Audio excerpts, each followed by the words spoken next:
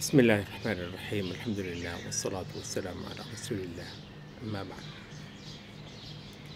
عبادت دو چیزوں پہ کھڑی ہے، ایک حمد اور ایک تسبیح۔ سورۃ الانعام جو کہ اس وقت ہم پڑھ رہے ہیں حمد سے شروع ہوتی ہے اور آگے چل کر پھر کچھ سورتیں مسبحات تسبیح سے شروع ہوں گی۔ بہت سارا کچھ قرآن مجید کا آپ علم حاصل کر لیں، لیکن جو اصل شے ہے وہ آپ کو نہ مل سکے۔ اس سے بہت بہتر ہے کہ جو ایک بہت بنیادی بات ہے قرآن مجید سے وہ لے لی جائے، چاہے صرف ایک آیت کو غور اور سمجھ کے پڑھ لیا جائے۔ عبادت حمد ہے، خدا کے گن گانا۔ بار بار کوئی چیز اندر سے اٹھ رہی ہے کہ خدا کی خوبیاں اچھائیاں بیان کرے آپ، اس کے لیے اعلیٰ سے اعلیٰ پیرائے انسان کے اندر سے پھوٹے، جنم لیں، اچھی سے اچھی بات کی نسبت خدا کے ساتھ کی جائے اور اس کی رحمتیں، اس کے فضل، اس کے احسانات ہر دم انسان کے قلب و ذہن کے اوپر حاوی ہو جائیں۔ قرآن مجید سے جس کو یہ شے مل گئی، سمجھیے اس کو قرآن مجید کا مضمون سمجھ آ گیا۔ اس مضمون کے ادا کرنے میں قرآن مجید کا ایک بہت بڑا حصہ کائناتی فنومینا کو خاص خدا کی ربوبیت کے پیرائے میں سمجھنے کے لیے ہمیں آمادہ کرتا ہے۔ بارشیں، تخلیق، انسان کا وجود، کائنات کہیں تھی نہیں، کہیں سے آ گئی۔ بار بار دیکھو اس کو، رک جاؤ اس کے اوپر اور اس کے اندر خدا کی شان پڑھو اور اس کی شان گاؤ۔ یہ 7واں پارہ سورۃ الانعام میں جہاں ختم ہوتا ہے، ایک بہت خوبصورت بیان خدا کی قدرتوں اور اس کے کمالات کا ہے، جو کائنات کے اندر بول بول کر ہمیں اس کی شان بتاتی ہیں۔ اور پھر اس کا اختتام ہوتا ہے بدیع السماوات والارض، پورا یہ آسمان اور زمین کہیں تھا نہیں، وہ کہیں سے لے آیا ہے اس کو۔ بہت اونچی ہستی اور تمہارے تصور اور تخیلات سے بالا تر۔ اب سب سے بڑی جہالت اور ظلم یہ ہوگا کہ اپنی جو حیوانی کچھ صفات اور خصائص ہیں وہ تم اس پر تھوپنے لگ جاؤ۔ یہ جو دوسری انتہا ہے، طرف تو ہے نا کہ عبادت ہے اور اس کی حمد ہے اور اس کی خوبی ہے، اور ایک طرف یہ ہے کہ غلاظتوں کو نسبت دینے، چل پڑنا اس خدا کی ذات کے ساتھ جو کہ شرک کا اصل الاصول ہے۔ تو یہاں فرمایا کہ اس کی اولاد ہونے لگی، جب تک کہ اس کے ہاں بیوی وغیرہ کا کوئی تصور ہے نہیں ہے۔ ہر چیز کا خالق اور ہر چیز کا عالم، اصل پروردگار تمہارا کوئی نہیں ہے اس کے سوا کہ جس کی شان ہو، جس کی تعظیم ہو، جس کی پوجا، پرستش اور بڑائی ہو۔ وہی ہے تمہاری عبادت اور پوجا پاٹ کا اصل حقدار، اور وہ علی کل شیء وکیل، ہر چیز پر وکیل وہی ہے۔ اللہ کا وکیل ہونا کیا مطلب ہے؟ کہ سب کچھ جو اللہ ہی پہ چھوڑا جائے گا، کچھ ہے نہیں ہے جس میں کسی اور کا کوئی اختیار متصور ہو۔ کل اختیار خدا کا ہے۔ یہ آپ یہاں پر بھی کہتے ہیں نا، یہ جو توکیل ہوتی ہے اس کو آپ مختار نامہ کہتے ہیں۔ تو یہ ہے وکالت، توکیل، کسی کو اپنا وکیل بناتے ہیں۔ مختار نامہ اس کو آپ دیتے ہیں۔ نگاہیں اس کو پا نہیں سکتی، جبکہ وہ نگاہوں کو پا لینے والی ذات ہے، لطیف، باریک بین اور انتہا کی خبر رکھنے والی۔ دیکھو خدا کے متعلق ایسا اعلیٰ بیان اور خدا کا ایسا خوبصورت تعارف اور عبادت کے ایسے حسین پیرائے جو تم کو یہ رسالتوں کے ذریعے سے الہام کیے گئے ہیں اور سکھائے گئے ہیں، اور پھر ساتھ میں معجزات بینات، تو بصائر تو بے حد و حساب آ چکے ہیں۔ لیکن اگر اندر کسی کی تاریکی ہے تو پھر اس کا کیا علاج ہے؟ تو روشنی باہر تو رسالتوں کے ذریعے سے جتنی کی جانا تھی وہ کر دی گئی ہے، لیکن اندر کے اندھیرے جس کے ہیں وہ ان تمام روشنیوں کو نہیں دیکھ پائے گا۔ شرک کسی وجہ سے اللہ نے، اور یہ کائنات کا صرف یہی گوشہ ہے سبحان اللہ جس کے اندر شرک ہو جانے کی اللہ تعالیٰ نے گنجائش رکھی کسی حکمت اور دانائی کی وجہ سے یا اس کے باعث، اور یہ وجہ ہے کہ انسان جس کائنات کے اندر آیا ہے بنیادی طور پر تو جھرجھری آ جانے کی ہے یہ کائنات۔ خدایا کائنات کا وہ گوشہ جس کے اندر تیرے ساتھ شرک ہو سکتا ہو، اور یعنی کھلا میرے پاس یہ ایک چناؤ آ گیا ہے کہ میں رب العزت کے ساتھ شرک کر کے مر جاؤں اس جہان سے، تو یہ تیری اس کے پیچھے کیا دانائی ہے، کیا حکمت ہے، یہ تو ہی جانے۔ البتہ فرمایا یہ ہے کہ یہ اس حد تک معاملے کو رکھا گیا ہے کہ اللہ کے ساتھ یا تو اس کی خالص عبادت ہو، توحید ہو، یا اس کے ساتھ شرک ہو، تو فرمایا کہ یہاں تک ہے کہ وَلَا تَسُبُّوا الَّذِينَ يَدْعُونَ مِن دُونِ اللَّهِ فَيَسُبُّوا اللَّهَ عَدْوًا بِغَيْرِ علم۔ جو لوگ اللہ کے ماں سوا ہستیوں کو خدا بنائے ہوئے ہیں یہاں پر، مرتے ہیں ان کی عظمت پر، تو تم ان کو گالیاں اور دشنام دینے تک مت جایا کرو۔ اس کا نتیجہ یہ ہو سکتا ہے کہ وہ رد عمل میں آ کر خدا کو گالیاں دینا شروع ہو جائیں۔ كَذَلِكَ زَيَّنَّا لِكُلِّ أُمَّةٍ عَمَلَهُمْ، اسی طریقے سے ہم نے تو مزین کر دیا ہے ہر قوم کے دستور کو، ان کے عمل کو، وہ ان کی جو ریت ہے اس کو ان کے لیے اتنا مزین کیا ہوا ہے کہ جب اس پر ہاتھ پڑتا ہے تو وہ غصے میں آتے ہیں اور رد عمل میں آتے ہیں۔ اس کا مطلب یہ نہیں ہے کہ شرک کا ابطال نہیں کیا جائے گا، البتہ اس حد تک ہی کیا جائے گا جہاں تک یہ جو ہے اس کے اندر کوئی گراوٹ، گراپن اور کوئی بھونڈا انداز جو کہ بہت سارے دائیوں کا ہوتا ہے، تو مشرک قوموں کو بھی ہم اس انداز سے خطاب کرتے ہیں اللہ رب العزت کی عبادت کی طرف لاتے ہوئے کہ جس میں سبحان اللہ بدترین سے بدترین شخص کی بھی عزت نفس مجروح نہ ہو سبحان اللہ۔ یہاں ایک مبحث جو ہے سورۃ انعام میں بہت اہم بتایا ہے، وہ ہے ایمان اور ہدایت، خاص یہ اللہ کی عطا۔ بہت سارا کچھ جو ہے اب قرآن مجید سے بڑھ کر کیا بیان ہوگا، اور رسول اللہ صلی اللہ علیہ وسلم کی محنت سے بڑھ کر بھلا کیا محنت ہوگی۔ یہ ایک بہت ہاں جی ہم تو ہیں ہی ہم داعی لوگ، یہ جی مولوی ٹھیک ہے، پتہ نہیں مولوی کتنا کچھ غلط کرتا ہوگا اسلام کے بیان میں اور اسلام کے لیے کو ایڈوکیٹ کرنے میں،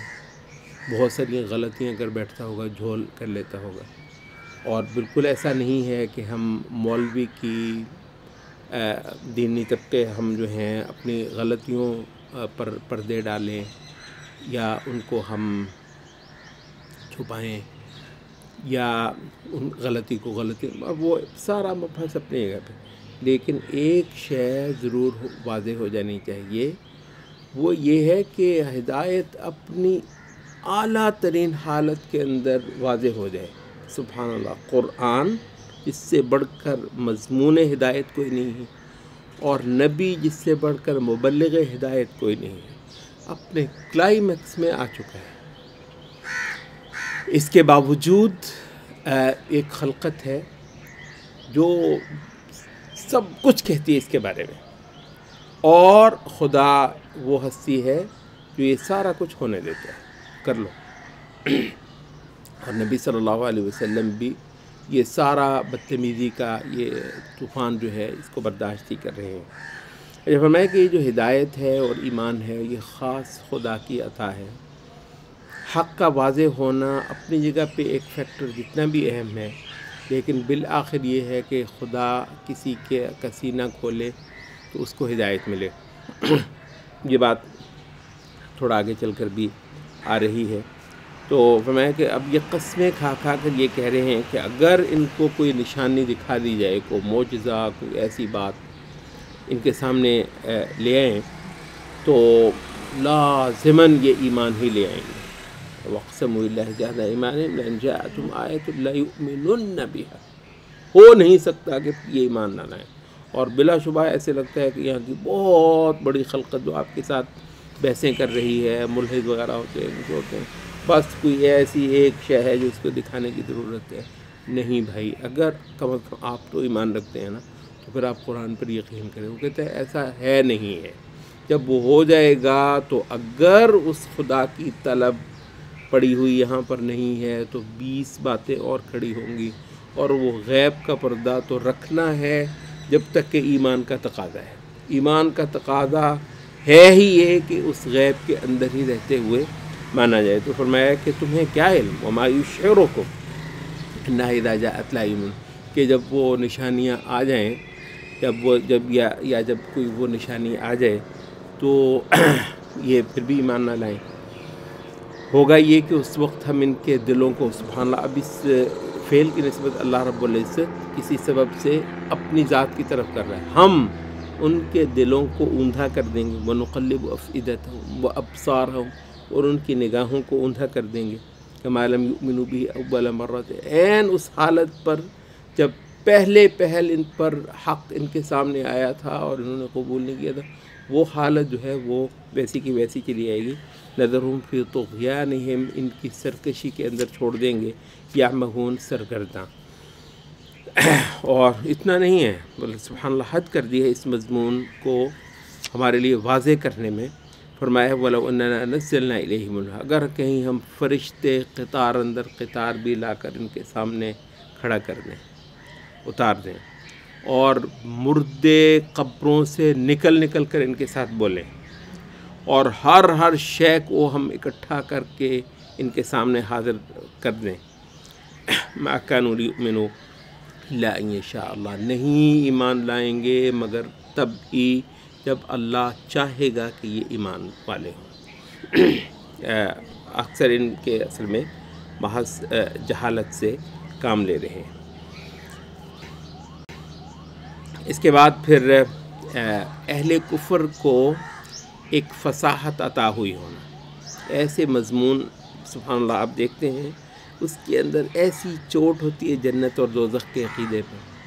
حتیٰ کہ اللہ رب العزت کی بعض صفات پر، یعنی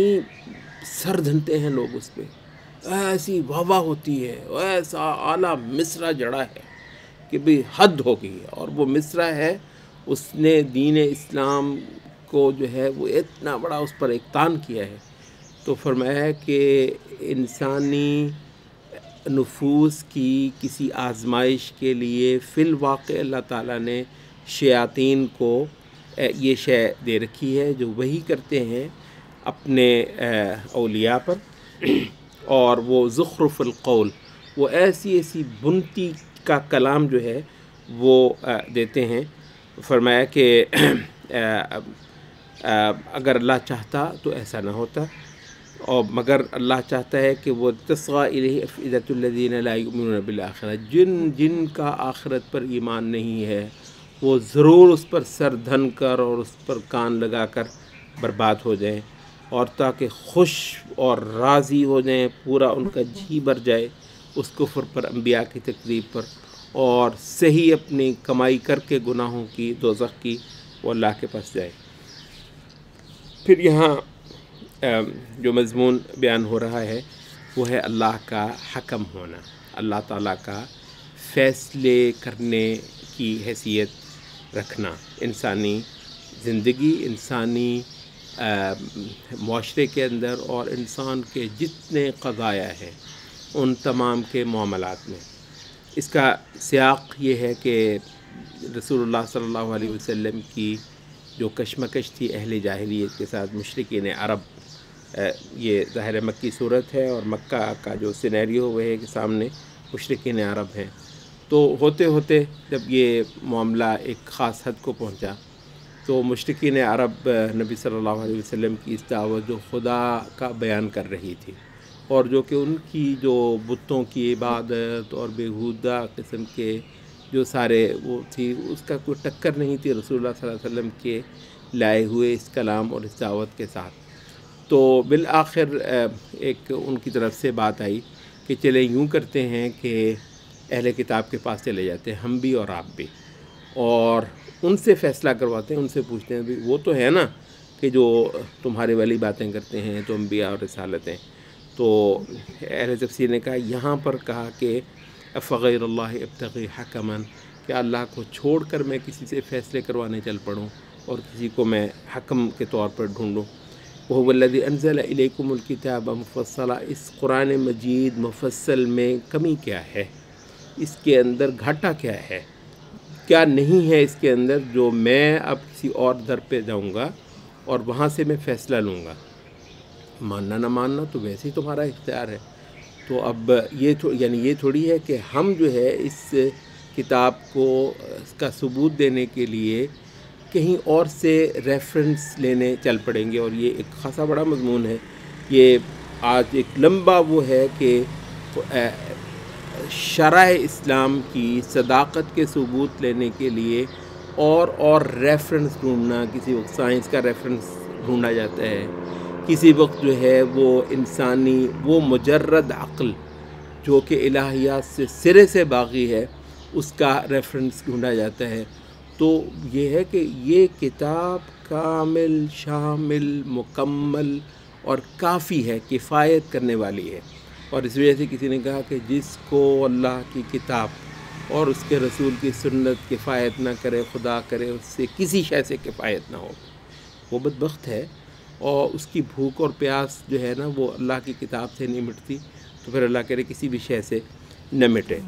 اور یہاں فرمایا کہ وَتَمَّتْ كَلِمَةُ رَبِّكَ صِدْقًا وَعَدْلًا، ختم ہے تیرے رب کے کلام پر سچ ہونے میں اور عدل ہونے میں۔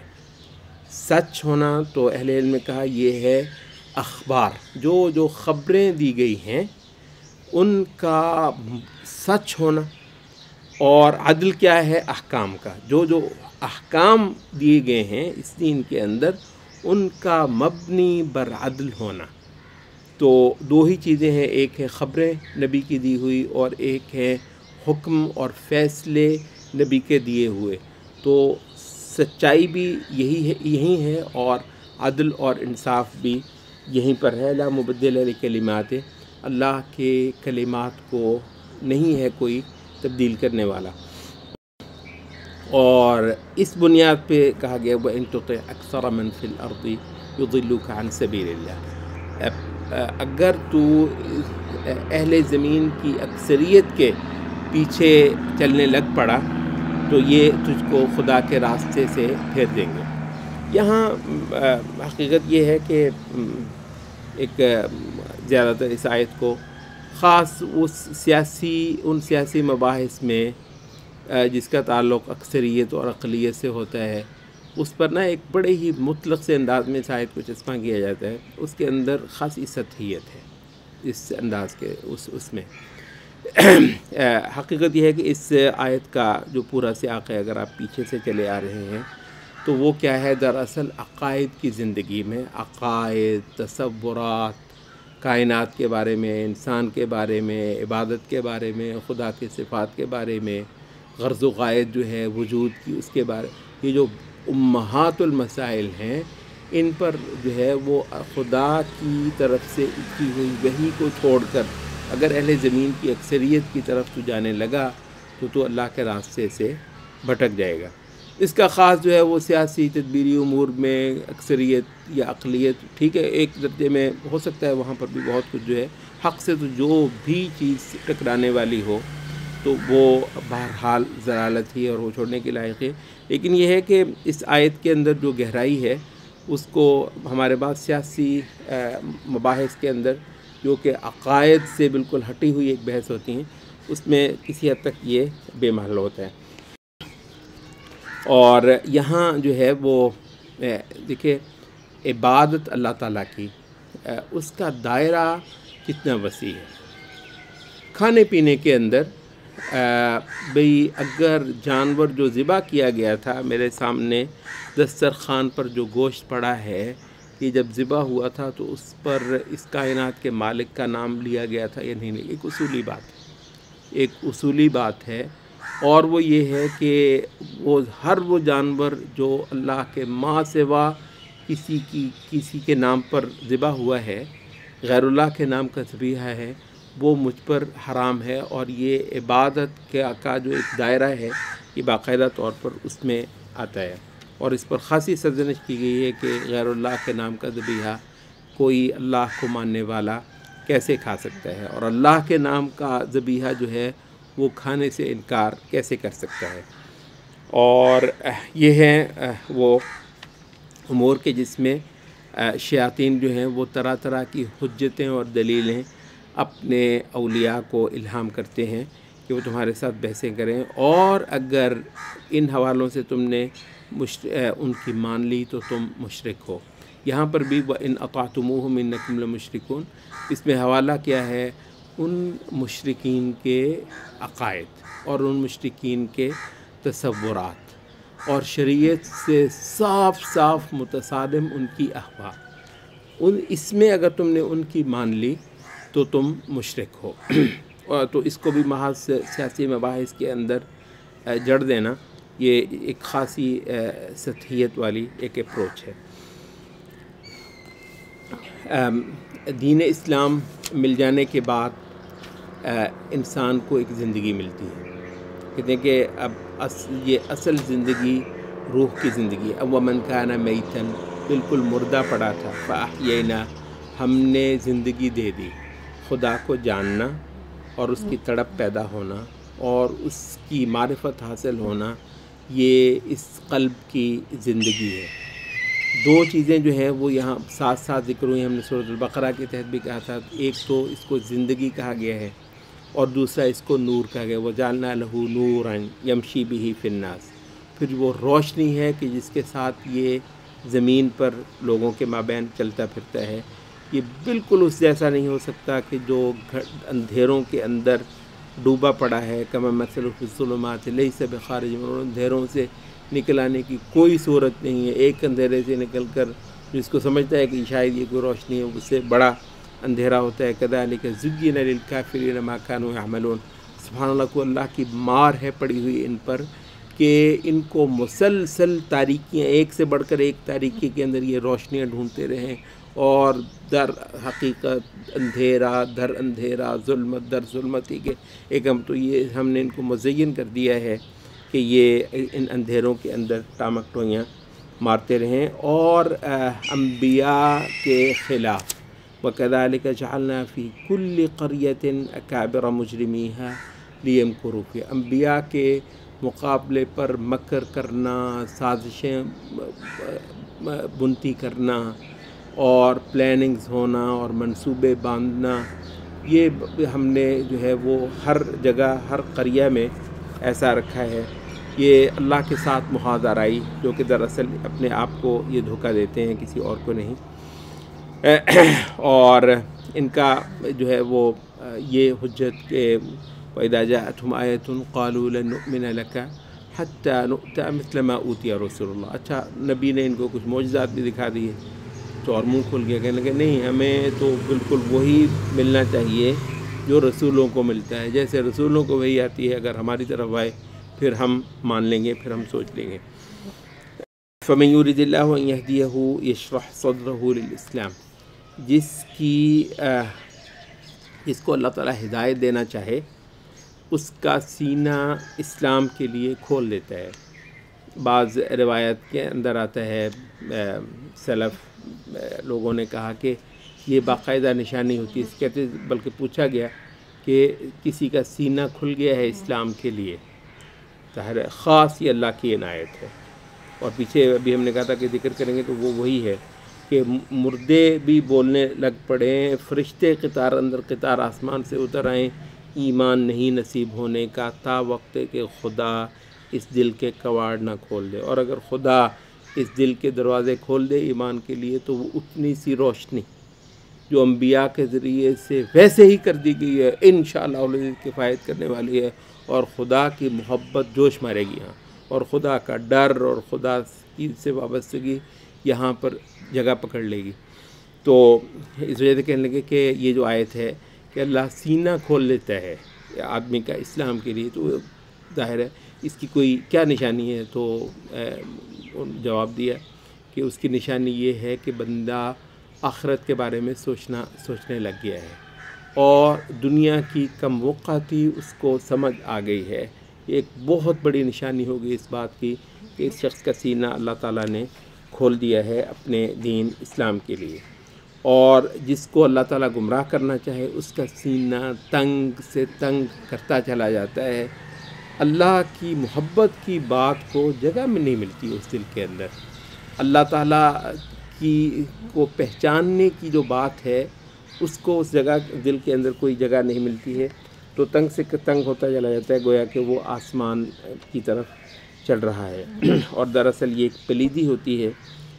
جو کہ ایمان نہ رکھنے والوں کے اوپر اللہ کی طرف سے ڈالی جاتی ہے۔ یہاں مشرکوں کے ہاں پائی جانے والی کچھ رسمیں جن کا سارا ریفرنس جو ہیں وہ بت اور دیویاں اور ان کے پروہت ہوتے ہیں، تو پیچھے جو ہے وہ بات بھی ہے وَذَرُوا ظَاهِرَ الْإِثْمِ وَبَاطِنَهُ کہ یہ جو گناہ ہے یہ اس کے مظاہر بھی ہوتے ہیں اور اس کی حقیقتیں بھی ہوتی ہیں۔ باطن وہ ہیں جو حقیقتیں ہیں شرک کی، گناہ کی، اور ظاہر جو ہیں جو مظاہر، تو مظاہر کے اندر بھی جنگ کرنا یہ دو طبقے رہے ہیں بالعموم۔ ایک کا بہت بڑا یہ ہے کہ جی قلب کی حالت کو بدلا جائے، یہ وہ لوگ ہیں کہ جو ظاہر میں شریعت کی رٹ جو ہے اس کو مستحکم کرنا اور کفر کے اور گناہ کے مظاہر کو بالکل ختم کر دینا، پیس کر رکھ، یہ جو عمل ہے یہ طبقہ اس سے غافل ہے۔ اور ایک وہ طبقہ ہے جو ظاہر کے اندر بہت زیادہ جو ہے وہ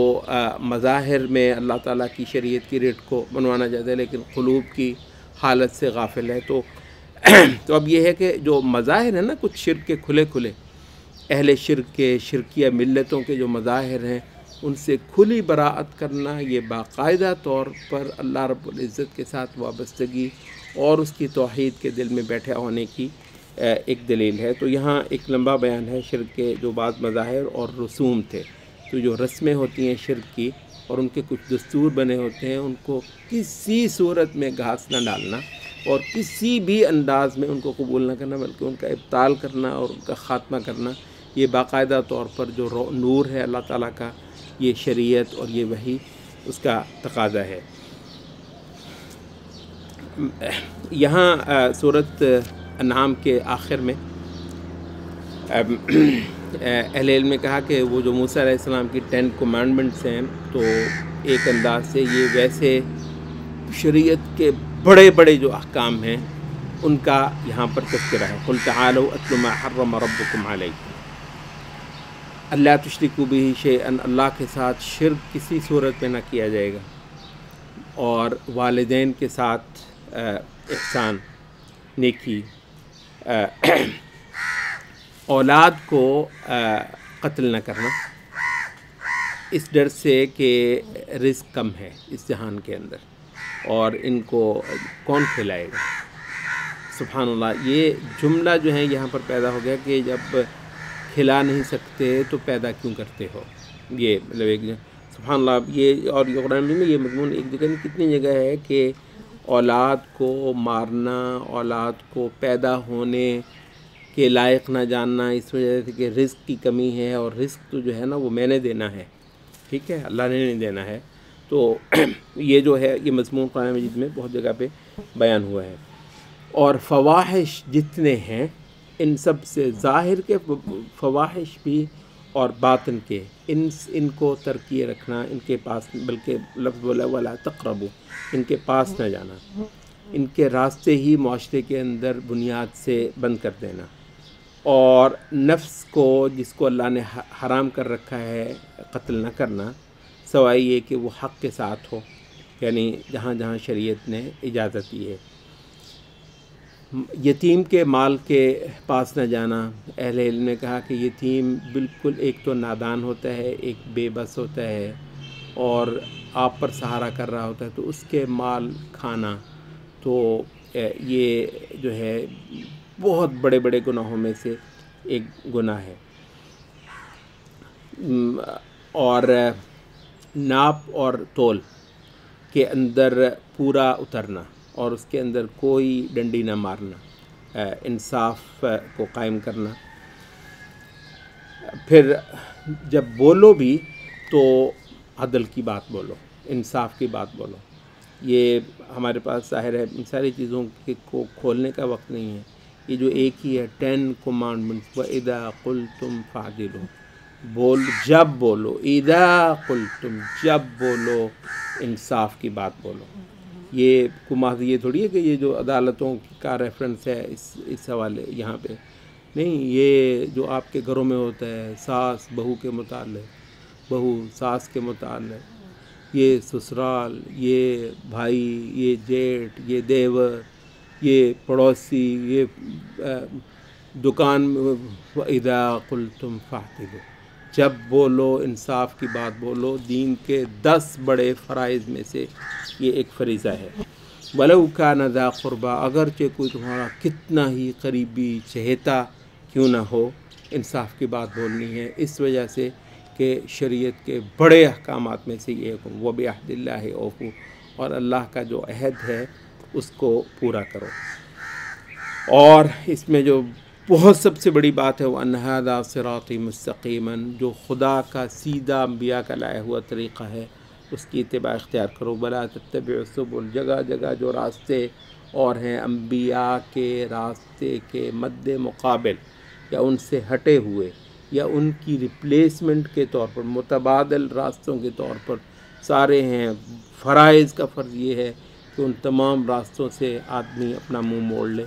اور اللہ کے راستے کو باقاعدہ اعتقاداً، عملاً، دستوری سطح پہ، آئینی سطح پہ، معاشرتی سطح پہ، ہر سطح پہ خدا کے اتارے ہوئے طریقے، محمد صلی اللہ علیہ وسلم کے بتائے ہوئے طریقے، اس کو اختیار کرے۔ تو یہ ہے ذالکم وصاکم بہ، یہ ہے خدا کی وصیت تم کو، لعلکم تتقون، تاکہ تم متقی بن جاؤ۔ اور یہی وہ بات تھی جو موسیٰ علیہ السلام کو کتاب دے کر، جو کہ ایک مفصل ہدایت تھی، رحمت تھی، یہی جو شے تھی یہ انسانیت کو اللہ رب العزت کی طرف سے دی گئی ہے۔ اور اب یہ ایک کتاب ہے، برکت سے لبریز ہے، جو ہم نے اتاری ہے، تو اس کی اتباع کر لو۔ واتقوا لعلکم ترحمون، اب یہ جو اللہ تعالیٰ کی رحمت کے تم خواستگار ہو، اس کا طریقہ یہ ہے کہ اس کتاب کے اندر ہدایت تلاش کر لو اور اس کی اتباع اختیار کر لو۔ سبحان اللہ۔ اور اسلوب یہاں پر کیا ہے کہ اے عرب کے لوگوں، تمہاری یہ قسمت کہ تمہارے اندر اللہ اپنا ایک رسول کھڑا کر دے اور تم پر اللہ کی کتاب پڑھی جانے لگے، تو دیکھ لینا ایسے نہ ہو ان تقولوا انما انزل الکتاب، کہیں یہ کہو کہ یہ کتاب آسمان سے اتری ہوئی کتاب، ایسی شے ہم سے پہلوں پہ دو جماعتیں تھیں، مراد ایک یہود اور ایک نصارہ، ہم سے پہلی 2 جماعتوں پر تو اتری ہوئی تھی، وَإِن كُنَّا عَنْ دِرَاسَتِهِمْ لَغَافِلِينَ، تو ہمیں تو اس کی کیا خبر تھی، تو ہمارے پاس ایسی ہے۔ او تقولوا لو انا انزل علینا الکتاب، کہیں کوئی ارمان نہ رہ جائے تمہارا، اگر کہیں ہم پر اللہ نے اتاری ہوتی نا ایک کتاب،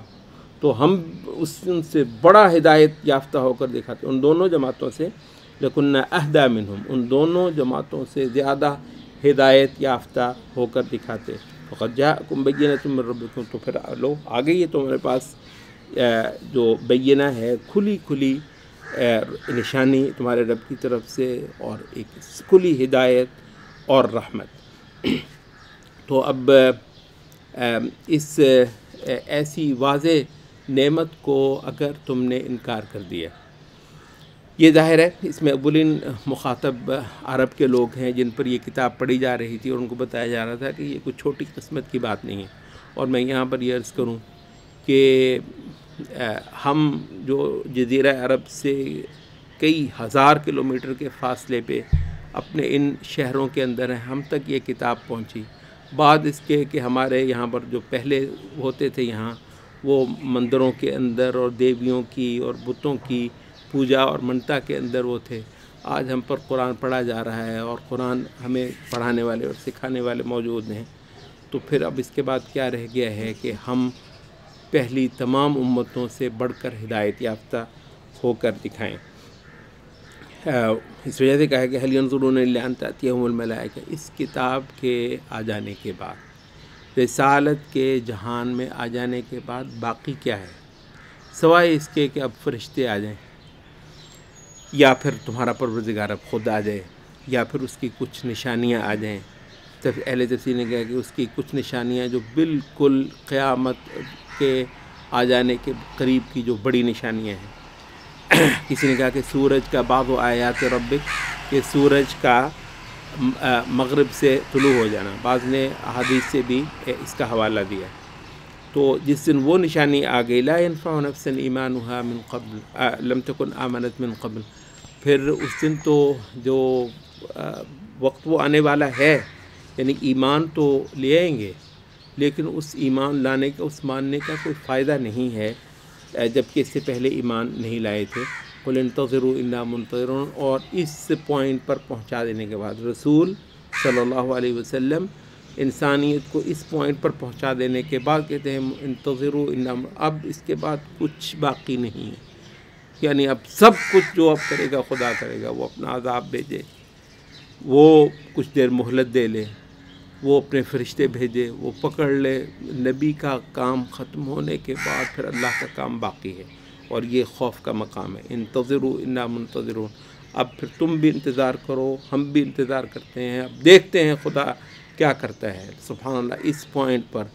اگر آپ نبی کے ساتھ کھڑے ہیں، تصور کریں اس پوائنٹ پر انتظروا انا منتظرون. انسانوں کا کام ختم ہو چکا، اب خدا کچھ کرنے والا ہے اور میں نبی کے ساتھ کھڑا ہوں. سبحان اللہ. میں اس قرآن کے کیمپ میں کے اندر کھڑا ہوں. پھر ہو جائے جو ہوتا ہے، انتظروا انا منتظرون. واللہ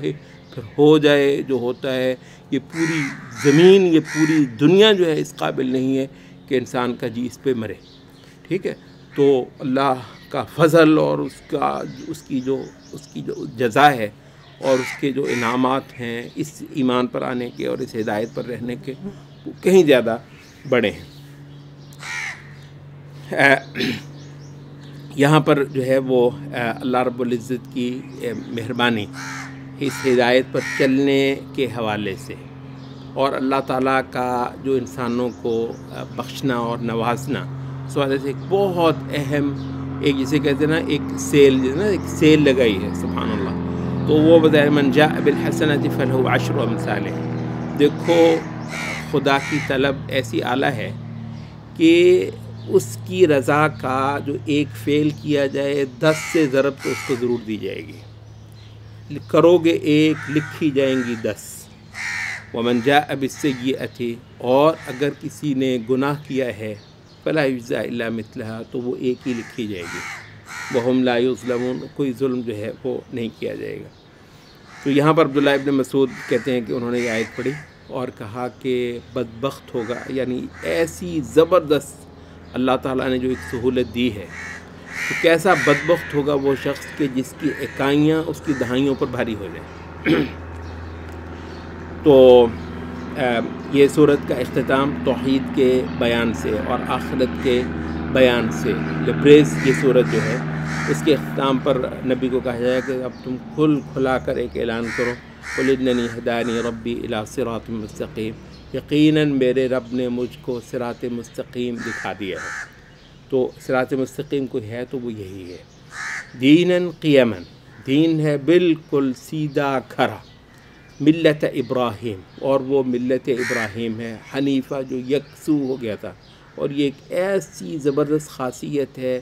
دین محمد کی صلی اللہ علیہ وسلم کہ ساری اہل کتاب امتیں جو نبی صلی اللہ علیہ وسلم کے وقت سے لے کر آج تک موجود ہیں وہ اس بات کو کوالیفائی نہیں کرتی دین ملت ابراہیم حنیفاً وما کان من المشرکین۔ تو اب بولو ان صلاتی و نسکی، میری نماز، میرا سارے کے ساری عبادت، و محیا یا میرا جینا، و مماتی اور میرا مرنا ایک اللہ کے لیے ہے جو کہ رب العالمین ہے، کوئی اس کا شریک نہیں ہے، اور اسی بات کا میں مامور ہوں اور میں سب سے پہلے فرما بردار ہوتا ہوں۔ کہو کہ یعنی ایسے اعلیٰ رب کو چھوڑ کر میں کوئی اور پروردگار ڈھونڈوں جبکہ وہ ہر شے کا رب ہے۔ اب ہر نفس کو اس کے کیے کا بدلہ مل کر رہنا ہے، جو اس نے کمائی کی ہے اس کے سوا کچھ نہیں ہے اللہ کے حضور جا کے اس کے پاس، اور کوئی کسی کا بوجھ بھی اٹھانے والا نہیں ہے۔ تو جتنا کوئی تمہارے کوئی تسلی کی بات ہو سکتی ہے اس کو دور کر لو، صاف صاف تم کو اپنے رب کی طرف لوٹایا جانا ہے،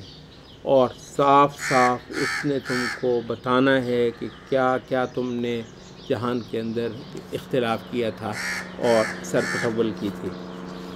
وہی ذات ہے جس نے تم کو خلائف بنا دیا ہے اس زمین کا، اس زمین کے جانشین بنایا ہے، ایک کو دوسرے پر فوقیت دی ہے، بہت بہت درجے، اور یہ سارا کچھ کیا ہے، کسی کو کیا کچھ عطا ہوا ہے صلاحیتوں میں، اموال میں، اثر و رسوخ میں، کوئی ایک شے بھی یہاں رہنے کے لیے نہیں ہے۔ لیبلوکم فیما آتاکم، جو عطا ہوا ہے سراسر آزمائے، اس کے اندر تم کو آزمائے، کیا ذہانت تھی، کیا عہدہ حاصل تھا، کیا آپ کو اولاد ملی ہوئی تھی، کیا آپ کو اثر و رسوخ تھا، کیا آپ کو حیثیت ملی ہوئی تھی، تھوڑا تھا زیادہ تھا، جو تھا خدا اس کے ذریعے سے تم کو آزما رہا تھا۔ دنیا کی جو اصل حقیقت ہے وہ تم کو بتائی جا رہی، ان ربک سریع العقاب، خوب خبردار ہو، بہت تیز ہے رب عقاب دینے میں، پکڑ کر لینے میں، وَإِنَّهُ لَغَفُورٌ رَحِيمٌ، اور وہ بہت زیادہ بخشنے والا مہربان ہے۔ آج ہم نے سورۃ انعام ہی ختم کی ہے 8ویں پارے میں، انشاءاللہ العزیز سورۃ اعراف ہمارے کل کے بیان میں ہوگی۔ سبحانک اللہم و بحمدک، اشہد ان لا الہ الا انت۔